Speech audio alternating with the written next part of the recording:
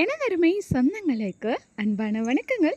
சென்ற வீடியோவில் பார்த்தோன்னா திருச்சியில் அக்கா வீட்டுக்கு போனதை பற்றி போட்டிருந்தோம். அதுக்கப்புறம் இந்தியன் 2 படத்துக்கு போனதை பற்றி போட்டிருந்தோம். ஸோ அதை கடந்து படம் முடிஞ்சிட்டு நாங்கள் எங்கே போகலாம் அப்படின்னு சொல்லி பார்த்தோன்னா, நானும் என்னோடய ஃப்ரெண்டு நந்தினியும் சேர்ந்த திருச்சி உச்சி பிள்ளையார் கோயிலுக்கு போகலாம் அப்படின்னு சொல்லி பிளான் பண்ணியிருந்தோம். ஸோ இதுதான் மெயின் பிளானே எங்களோடது. ஸோ படம் முடிஞ்சதும் தேட்டர்லேருந்து வெளியில் வந்துட்டு வீட்டுக்கு போயிட்டு ரெஃப்ரெஷ் ஆகிட்டு பக்கத்தில் தான் அக்கா வீட்டு பக்கத்தில் தான் உச்சி பிள்ளையார் கோயில். ஸோ உச்சி பிள்ளையார் கோயிலுக்கு போகலான்னு சொல்லிட்டு போனோம். பார்த்தோன்னா அங்கே என்ட்ரி டிக்கெட் எதுவுமே இல்லைங்க. ஸோ நார்மலாக எல்லாருமே போகலாம், எல்லாருமே வரலாம். ஸோ அந்த கடை வீதியெலாம் பார்த்தோன்னா ரொம்பவே ரஷ்ஷாகவே இருந்தது. அங்கே போனது சாட்டர்டே ஈவினிங் வேறையா. ஸோ செம்ம க்ரௌடு. ஸோ அந்த க்ரௌடுக்குள்ளேயும் பார்த்தோன்னா ஈவினிங் டைமும். ஸோ அதுக்குள்ளேயும் போய் நம்ம எப்படியாவது கோயில் நட சாத்திரக்குள்ளாடியும் கோயிலை பார்த்துட்டு வந்துடலான்னு சொல்லிட்டு நானும் நந்தினியும் கிளம்புனோம். ஸோ நான் வந்து ஸ்கூல் படிக்கும்போது ஒரு தடவை ஸ்கூலில் இருந்து ட்ரிப்பு கூட்டிகிட்டு போயிருந்தாங்க. ஸோ அந்த ட்ரிப் போனது தான். அதுக்கப்புறம் போகவே இல்லை உச்சி பிள்ளையார் கோயிலுக்கு. சரி இந்த டைம் அது போயிட்டு வரலாம் அப்படின்னு சொல்லி தான் போனோம். உள்ளே போகிற வழியிலே பார்த்தோன்னா கீழேயே யானை இருந்துச்சு. ஸோ கோயில் யானையை பார்த்துட்டு அப்புறம் பக்கத்துலேயே ஒரு விநாயகர் இருந்தார். ஸோ அவரையும் வழிபட்டுட்டு ஸ்டெப்ஸில் ஏறலாம் அப்படின்னு சொல்லி பார்த்தோன்னா ஸ்டெப்ஸில் ஏறிக்கிட்டே இருந்தோம். பட் ஆனால் நந்தினி பார்த்தோன்னா சீக்கிரமாகவே ஏறிடுச்சு. அது கொஞ்சம் பழக்கமாக இருக்கும் போல்.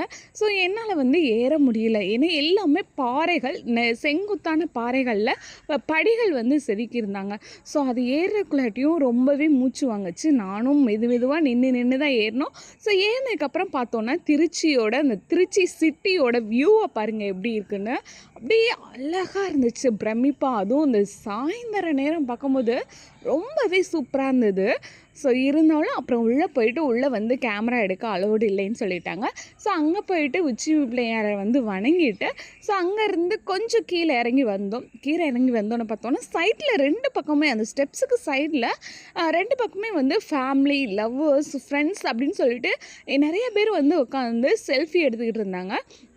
ஸோ நாங்களும் அவங்களோட உட்காந்துருந்து நாங்களும் கொஞ்சம் எங்களுக்கு தேவையான ஸ்டில்ஸ்லாம் எடுத்துகிட்டு பார்க்கும்போது கரெக்டாக நந்தினி சொன்னிச்சு, ஒரு 7:15 பார்த்தோன்னா எனக்குள்ளே ஒரு ட்ரெயின் போகும் பாரு, வீட்டுக்குள்ளே போகிற மாதிரியே இருக்கும் அப்படின்னு சொன்னிச்சு. ஸோ அதுக்காக தான், அந்த ட்ரெயினுக்காக தான் வெயிட் பண்ணியிருந்தோம்.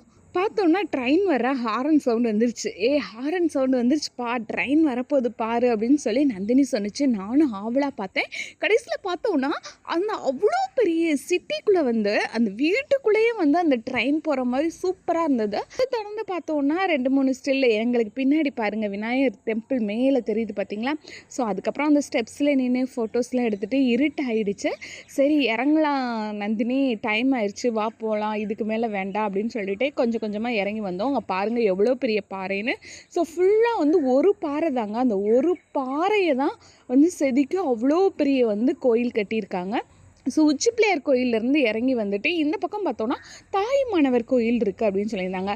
எனக்கு வேறு தமிழ் பற்று நிறையாவா. ஸோ தமிழ் லிட்ரேச்சர் வேறையா. ஸோ எப்படியாவது அந்த தாயுமானவரை பார்த்து வழிபட்டுட்டு வரலாம் அப்படின்னு சொல்லிட்டு நந்தினிகிட்ட கேட்டேன். சரி வா, வந்துட்டோம், அதையும் வழிபட்டுட்டு போகலாம் அப்படின்னு சொன்னாங்க. ஸோ உள்ளே போனோன்னா அந்த 69 நாயன்மார்கள் இருந்தாங்க.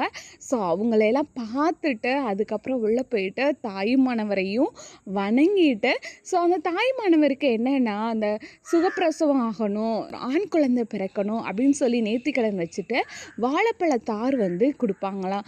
ஸோ நாங்கள் போயிருந்தப்ப அப்படி தான் ஒரு குட்டி பையன் அவன் கையால் வாழைத்தார் கொண்டு சாமிக்கு அபிஷேகம் பண்ணிவிட்டு ஸோ அந்த வாழைத்தாரை கட் பண்ணி எல்லாருக்கும் கொடுத்தாங்க. ஸோ எனக்கும் ஒரு சீப்பு வாழைப்பழமும் நந்தினிக்கு ஒரு சீப்பு வாழைப்பழமும் கிடச்சிது. ஸோ கோவில் பிரசாதம். ஸோ அதை தொடர்ந்தே போகலாம் அப்படின்னு சொல்லிட்டு கீழே இறங்கி வந்தோடனே ரொம்ப டயர்டாக இருக்குது அப்படின்னு சொல்லிட்டு கோலி சோடா பார்த்துருந்தேன்.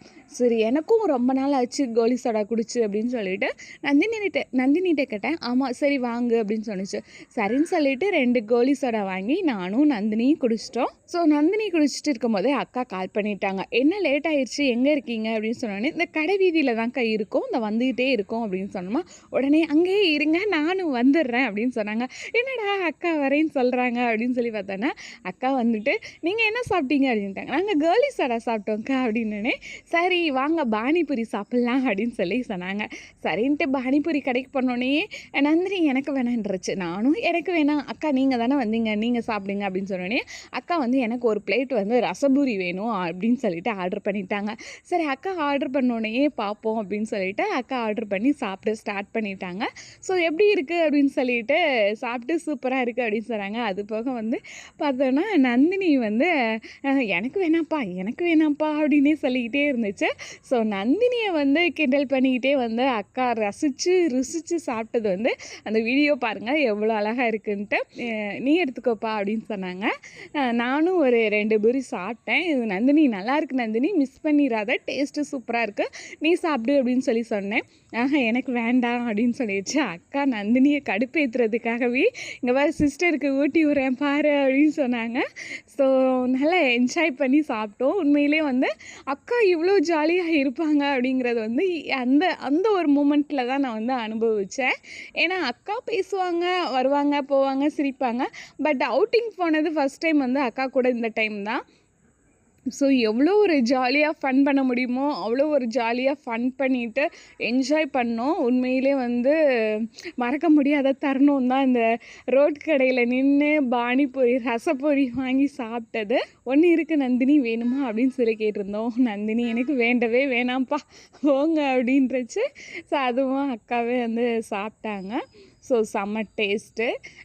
எனக்கு வந்து ஃபஸ்ட் டைம் வந்து இந்த ஃபீலு நான் வந்து ரோட்டில் வந்துட்டு இந்த மாதிரி பானிபூரி சாப்பிட்றது. வேணும்னா வீட்டுக்கு பார்சல் வாங்கிட்டு போய் சாப்பிட்ருக்கேன். பட் வந்து ஃபஸ்ட் டைம் அங்கேயே சாப்பிட்றது இதுதான். அதுக்கப்புறம் பார்த்தோன்னா இந்த மாதிரி மண் சுட்டிகள் டெரகோட்டா இருக்குது இல்லையா, ஸோ இங்கே போயிட்டு வந்துட்டு குபேரன் பானை வேணும்னு சொல்லிட்டு நந்தினி சொல்லிட்டாங்க. ஸோ நந்தினிக்காக அந்த இருக்குது பார்த்தீங்களா, அந்த குபேரன் பானை வந்து வாங்கிட்டு வீட்டுக்கு போயிட்டோம். ஸோ இதோட வந்து எங்களோட திருச்சி ட்ரிப்பு வந்து முடிஞ்சிருச்சு.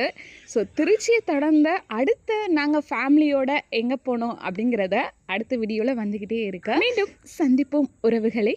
நன்றி.